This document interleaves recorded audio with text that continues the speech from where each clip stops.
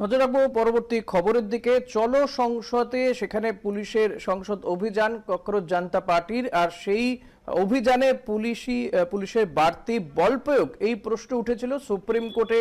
দিল্লি পুলিশের পক্ষ থেকে হলফনামা দেওয়া হয়। দিল্লি পুলিশ জানায় যে অতিরিক্ত বল প্রয়োগ করা হয়নি। এবার সুপ্রিম কোর্ট এক্ষেত্রে একটি হাই পাওয়ার কমিটি গঠন করে দিয়েছে বলে জানা যাচ্ছে, কারণ সুপ্রিম কোর্ট দিল্লি পুলিশের যে হলফনামা, সেই হলফনামাতে সন্তুষ্ট হতে পারেনি। ফলত তারা একটা হাই পাওয়ার কমিটি গঠন করেছে গোটা বিষয়টি তদন্ত করে দেখার জন্য। এই বিষয়ে আরো জানবো আমাদের প্রতিনিধি অঙ্কুর ভট্টাচার্যের কাছ থেকে। অঙ্কুরদা, এক্ষেত্রে সুপ্রিম কোর্টের কি পদক্ষেপ, এবং এই যে হাই পাওয়ার কমিটি গঠন করা হয়েছে, কারা কারা রয়েছেন, কি বা কাজ হবে তাদের? দেখো ঋষিকেশ, সুপ্রিম কোর্টের পক্ষ থেকে 5 সদস্যের একটা কমিটি গঠন করা হয়েছে। 5 সদস্যের এই কমিটির নেতৃত্বে রয়েছেন সুপ্রিম কোর্টের অবসরপ্রাপ্ত বিচারপতি আর সুভাষ রেড্ডি। কমিটির অন্যান্য সদস্যরা যারা রয়েছেন তারা হচ্ছেন পাঞ্জাব এবং হরিয়ানা হাইকোর্টের অবসরপ্রাপ্ত প্রধান বিচারপতি রবি শঙ্কর ঝা, দিল্লি হাইকোর্টের অবসরপ্রাপ্ত বিচারপতি শৈলেন্দর কৌর, সিবিআই এর প্রাক্তন ডিরেক্টর ঋষি কুমার শুক্লা এবং মেঘালয় পুলিশের প্রাক্তন ডিজি এল.আর. বিষ্ণই।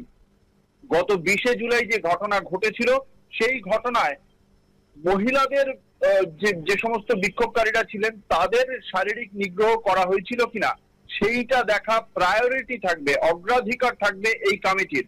এবং তার পাশাপাশি আন্দোলনকারীদের ওপর পুলিশ কর্মীরা যে পাল্টা হামলা করেছিল বা পাল্টা লাঠিচার্জ করেছিল, সেটা স্বাভাবিক যে রীতিনীতি রয়েছে সেই রীতিনীতি অনুযায়ী হয়েছিল নাকি তার থেকে বেশি হয়েছিল, এবং যারা আহত হয়েছিলেন সেই সমস্ত আন্দোলনকারীদের চিকিৎসা বা ক্ষতিপূরণ সেটা সঠিক ভাবে দেওয়া যায় কিনা সেই বিষয়টি বিবেচনা করার দায়িত্ব থাকবে এই কমিটির ওপর।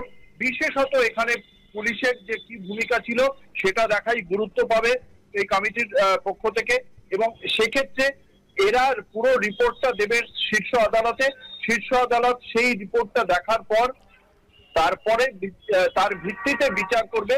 অর্থাৎ শীর্ষ আদালতের বিচারের ক্ষেত্রে রিপোর্ট দিয়ে তথ্যের সহযোগিতা করবে এই হাই পাওয়ার কমিটি, এবং সেখানে সেই রিপোর্টের ভিত্তিতে আগামী দিনে আদালত বিচার করবে যে এক্ষেত্রে পুলিশের ভূমিকা, যে অতিরিক্ত বল প্রয়োগের যে অভিযোগ উঠেছে সেই অভিযোগ কতটা সত্যি কতটা মিথ্যে। অর্থাৎ এই কথা বলাই যেতে পারে, কেন্দ্র যে কথা অতিরিক্ত বল প্রয়োগ করা হয়নি বলে যে হলফনামা দিয়েছিল, সুপ্রিম কোর্ট এই যে হাই পাওয়ার কমিটি গঠন করে দিল, যার মধ্যে অতিরিক্ত প্রাক্তন অবসরপ্রাপ্ত বিচারপতিরা রয়েছেন এবং হাই পাওয়ার কমিটিতে রয়েছেন পুলিশের শীর্ষ কর্তারা। এর ফলে খানিকটা হলেও কেন্দ্র সুপ্রিম এই পদক্ষেপে খানিকটা হলেও চাপে পড়লো বলেই মনে করছে আইনজ্ঞ মহলের একাংশ। ঋষিকেশ, ধন্যবাদ অঙ্কুরদা। কথা বলছিলাম আমাদের প্রতিনিধি অঙ্কুর ভট্টাচার্যের সঙ্গে। হাই পাওয়ার কমিটি গঠন করলো সুপ্রিম কোর্ট।